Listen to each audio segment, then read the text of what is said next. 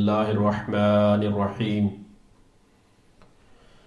الحمد لله رب العالمين والعاقبة للمتقين والصلاة والسلام على سيد الأشرف الأنبياء والمرسلين وعلى آله الطيبين الطاهرين المعصومين المنتجبين المنتخبين اما بعد فقد قال الله تعالى في كتابه المجيد والفرقانه الحميد وقوله الحق وهو أصدق الصادقين بسم الله الرحمن الرحيم كل نفس ذائقة الموت. Respected مومنین و مومنات، السلام علیکم ورحمۃ اللہ وبرکاتہ. آج کی مجلس سید انور حسین نقوی صاحب صدر امامیہ شاہ نجف پیرس کے جوان سال بھانجے جو اس دنیا سے جا چکے ہیں، آج ان کی پاکستان میں رسم قل ادا کر دی گئی. ان کے ایصال ثواب کے لیے ہے اور پروردگار سے ہم دعا گو ہیں کہ مالک بحق محمد و اہل بیت محمد سید انور حسین نقوی صاحب کے اس مرحوم بھانجے کے صغیرہ و کبیرہ گناہوں کو معاف فرما. پروردگار مرحوم کو جوار معصومین علیہم الصلاۃ والسلام میں جگہ عطا فرما اور اس درس کا، اس مجلس کا ثواب بحق الحسین ابن علی علیہ السلام مرحوم کے اعمال نامہ میں درج فرما اور دیگر تمام مومنین و مومنات کے مرحومین و مرحومات کی بخشش فرما. مومنین، ماہ رمضان الکریم اللہ کا مہینہ ہمارے درمیان موجود رحمتیں، برکتیں سمیٹنے کا مہینہ، گناہوں سے معافی مانگنے کا مہینہ اور اپنے خدا کے قریب ہونے کا مہینہ.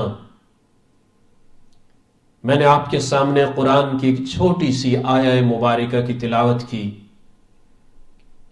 کل نفس ذائقۃ الموت، ہر نفس جس میں اللہ نے روح ڈالی ہے اسے موت کا ذائقہ چکھنا ہے.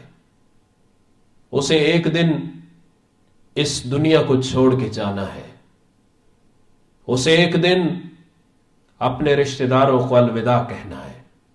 اسے ایک دن اس اپنے عارضی گھر سے نکل کر حقیقی گھر کی طرف جانا ہے. انسان کو ہمیشہ تیار رہنا چاہیے. آج ایک جوان سید کی موت ہوئی، اس کے اہل و عیال بہت افسردہ ہیں. ہونا بھی چاہیے کیونکہ ایک اپنا جدا ہو گیا ہے. لیکن حقیقت یہ ہے کہ پروردگار کی امانت تھی، اس نے عطا کی تھی اور اس نے اپنی واپس امانت لے لی. انسان کو ہمیشہ موت کے لیے تیار رہنا چاہیے، موت سے ڈرنا نہیں چاہیے. ہمارے ہاں تو اکثر یہ ہوتا ہے کہ اگر مجلس میں آپ موت کا تذکرہ کر دیں، آپ ملک الموت کا تذکرہ کر دیں، آپ موت کی چند روایتیں بیان کر دیں، قبر کے چند قصے بیان کر دیں تو لوگ سہم جاتے ہیں، لوگ ڈر جاتے ہیں.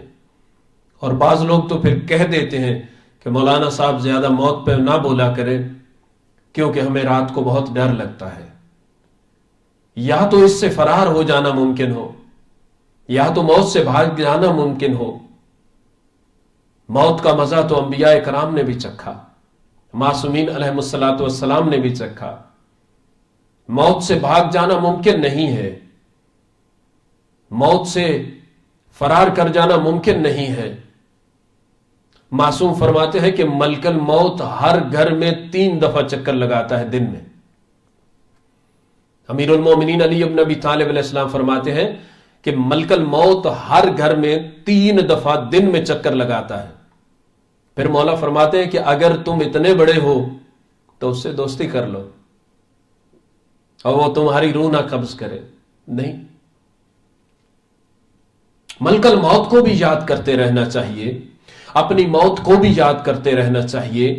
جنت و جہنم کو بھی یاد کرتے رہنا چاہیے. جب جنت کا تذکرہ آئے تو اہل ایمان جو ہیں ان کے دل باغ باغ ہو جاتے ہیں, وہ خوش ہو جاتے ہیں, وہ حوروں کا غلمان کا نعمات سن کے بہت خوش ہو جاتے ہیں.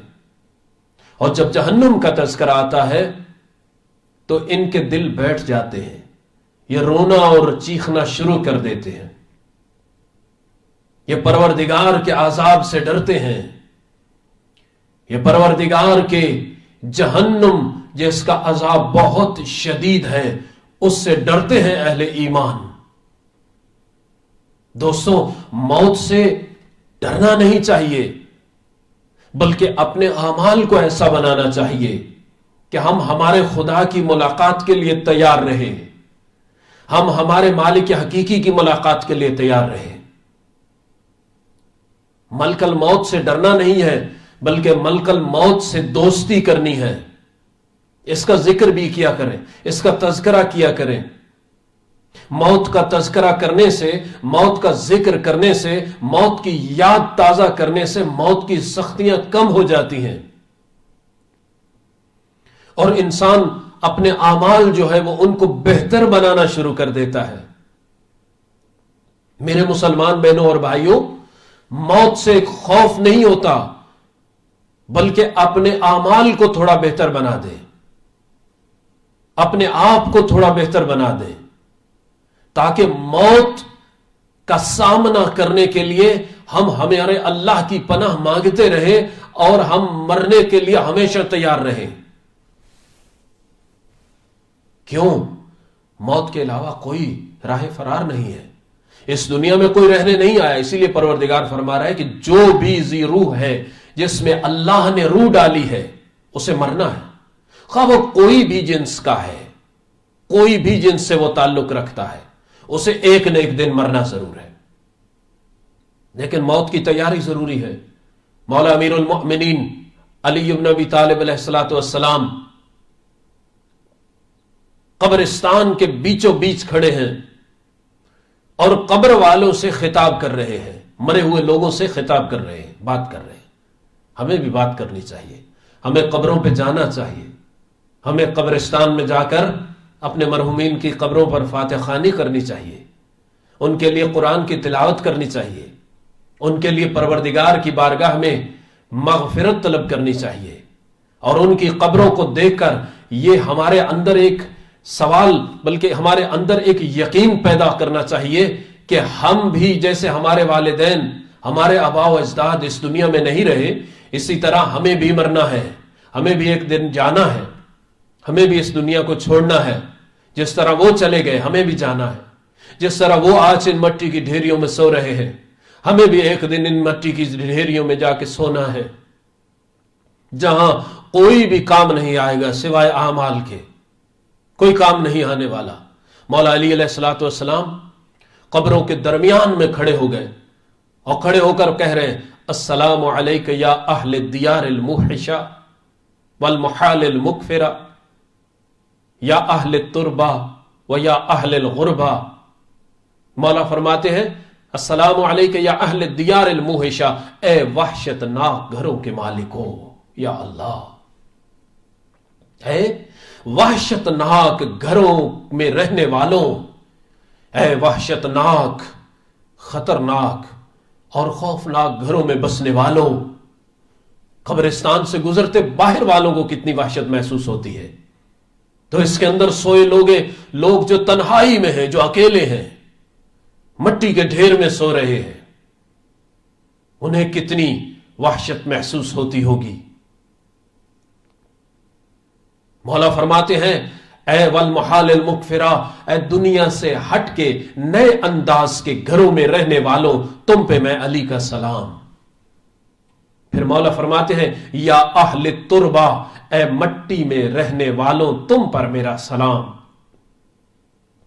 یا اہل الغربہ, اے غریبوں, تم پر میرا سلام. انسان کی کیا حقیقت ہے, انسان کی کیا اوقات ہے, انسان کی کیا بساط ہے. آج تختوں پر سوتا تھا, کل مٹی پہ سوئے گا. آج رشتہ داروں کے جرمٹ میں رہتا ہے, کل اکیلا تنہا ہوگا. آج لوگوں میں آج اتنی اتنی دولت پہ بیٹھا ہے، لیکن کل کسی کی ایک سورہ فاتحہ کا بھی محتاج ہو جائے گا۔ پھر مولا امیر المومنین فرماتے ہیں انتم لنا فرط سابق ونحن لکم متبع لاحق، تم بہت تیز رفتار نکلے، تم بہت تیز چلنے والے نکلے کہ تم اپنی منزل مقصود یعنی موت تک پہنچ گئے، ہم بھی تمہارے پیچھے چلتے ہوئے آ رہے ہیں، ہم بھی تمہارے پیچھے آ رہے ہیں، ہماری بھی منزل مقصود موت ہے، ہماری بھی منزل مقصود قبر ہے، ہمارے پاس بھی منکر نکیر نے آنا ہے، ہمیں بھی اس مٹی میں اترنا ہے۔ کس طرح سے فرار ممکن ہے؟ کسی کا ممکن نہیں ہے۔ جب نبی مرسل نہ رہے تو پھر کون رہے گا؟ جب انہیں موت آئی ہے تو موت ہمیں بھی آنی ہے، ہمارے پیاروں کو بھی آنی ہے، ہمارے رشتہ داروں کو بھی آنی ہے۔ دنیا میں جتنے لوگ آئے ہیں سب کو موت کا مزہ چکھنا ہے۔ مولا امیر المومنین فرماتے ہیں اپنے اصحاب کی طرف ثم التفت الی اصحابہ، اپنے اصحاب کی طرف ملتفت ہوئے، اپنے رخ کو موڑا اور کہا کہ تم جانتے ہو ان کی حالت کیا ہے؟ مولا امیر المومنین نے فرمایا جو کچھ میں سن رہا ہوں اگر تم سن سکتے تو تم کو پتہ چلتا۔ مولا علی علیہ الصلوۃ والسلام ان قبر والوں سے مخاطب پھر ہوئے، قبر والوں سے مخاطب ہو کر کہتے ہیں کہ میں تمہیں کچھ خبریں دیتا ہوں، پھر تم مجھے اپنی خبریں سنانا۔ مولا فرماتے ہیں اما الدور فقد سکنت، اما الازواج فقد نکحت، اما الاموال فقد قسمت۔ 3 خبریں دی ہے امیر المومنین نے قبر والوں کو، مرنے والوں کو، اور ہمیں بھی ان پہ، ہمارے لیے بھی یہ خبریں موجود ہیں اور قیامت تک رہیں گی۔ کیا خبر دی ہے؟ اما الدور فقد سکنت، جو تم نے گھر بنایا تھا، جو تم نے محل تیار کیا تھا، جو تم نے دنیا کے ڈیکوریٹوں کو بلا کے اسے ڈیکوریٹ کیا تھا، جو تم نے ایکڑوں میں یا مرلوں میں یا کتنے لمبے ایک لینڈ میں تم نے بنوایا تھا، جس کے تم لینڈ لارڈ کہلواتے تھے، جس کے تم مالک کہلواتے تھے، وہ گھر آج کہاں گیا؟ اما الدور فقد سکنت۔ تمہارے گھروں میں کوئی دوسرا آ کے رہنے لگ گیا، تمہارے گھروں میں دوسرے لوگ آ کے آباد ہو گئے، تمہارے گھر تمہارا نہیں رہا ہے، اس میں کوئی دوسرا آ گیا، یہ گھر اس کا ہو گیا۔ محنت تو کرتا رہا، حلال حرام تو کماتا رہا، لوگوں کے خون پہ تو دیواریں کھڑی کرتا رہا، دن رات نہیں دیکھا، اپنا پرایا نہیں دیکھا، رشتہ دار غیر نہیں دیکھا، مسلمان کافر نہیں دیکھا، بس گھر کی دیواریں کھڑی کرتا رہا، کوٹھیاں بناتا رہا، بنگلے کھڑے کرتا رہا، محل بناتا رہا۔ مولا فرماتے تیرے محل میں کوئی دوسرا آ کے رہنا شروع ہو گیا ہے، یعنی وہ بھی ہمارا نہیں ہے۔ مولا کے فرمان کے مطابق اگر محل ہمارا ہوتا تو پھر ہمارے جانے کے بعد یہ گر جاتا، ویران ہو جاتا، ختم ہو جاتا۔ نہیں، یہ دیواریں ہماری نہیں ہیں، یہ گھر ہمارا نہیں ہے، یہ محل ہمارا نہیں ہے جسے ہم اپنا سمجھ رہے ہیں، یہ دنیا ہمارا نہیں ہے، یہ ٹھکانہ ہمارا نہیں ہے۔ ہمیں اسے چھوڑ کے جانا ہے، ہمیں یہاں سے چلے جانا ہے، ہمیں وہاں کے لیے تیاری کرنی چاہیے۔ ہمارا گھر تو وہ ہے ایک چھوٹی سی قبر کی ڈھیری، ایک 6 فٹ کا گڑھا، اس کے اندر لیٹا ہے یہ انسان، اس کے اندر سویا ہے، مٹی اس کا بستر بن چکا ہے، سانپ اور بچھوؤں کی یہ خوراک بن چکا ہے۔ اس کے بال جنہیں یہ سوارتے سوارتے تھکتا نہیں تھا وہ مٹی میں پائمال ہو چکے ہیں۔ اس کا جسم نازنین کیڑوں کی خوراک بن گیا ہے، اس کے پاس کچھ نہیں رہا۔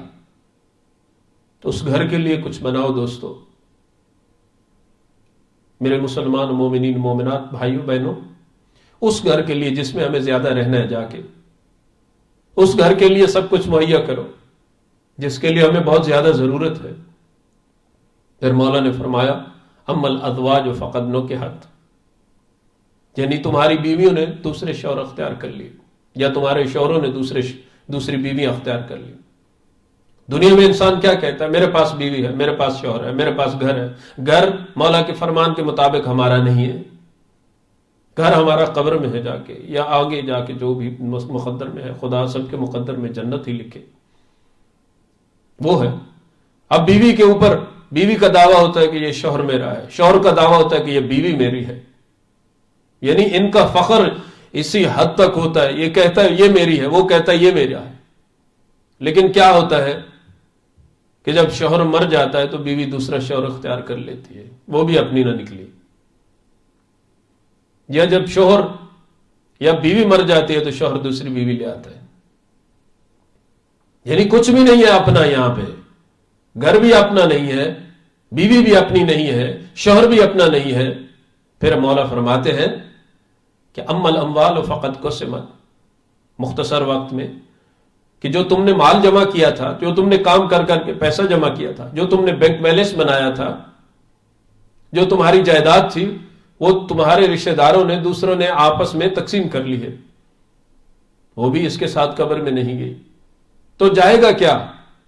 مولا امیر المومنین فرماتے ثم التفت علی اصحابہ فقال، اپنے اصحاب کی طرف ملتفت ہوئے اور فرمایا ان خیر الزاد التقوی، بہترین جو زاد راہ ہے، جو بہترین رستے کا سامان ہے، جو بہترین قبر میں رہنے کے لیے، زندگی گزارنے کے لیے سامان ہے، اس کا نام ہے تقوی الہی،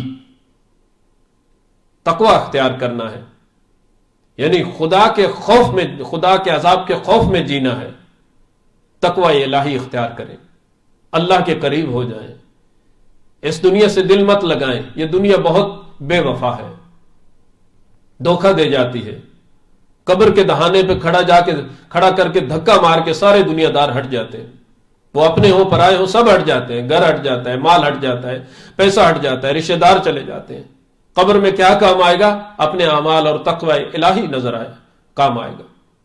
اپنے اعمال کو ایسا بنائیں کہ پروردگار عالم ہمارے گناہوں کو بخش دے، ہماری خطاؤں کو بخش دے۔ یہ دنیا کیا ہے؟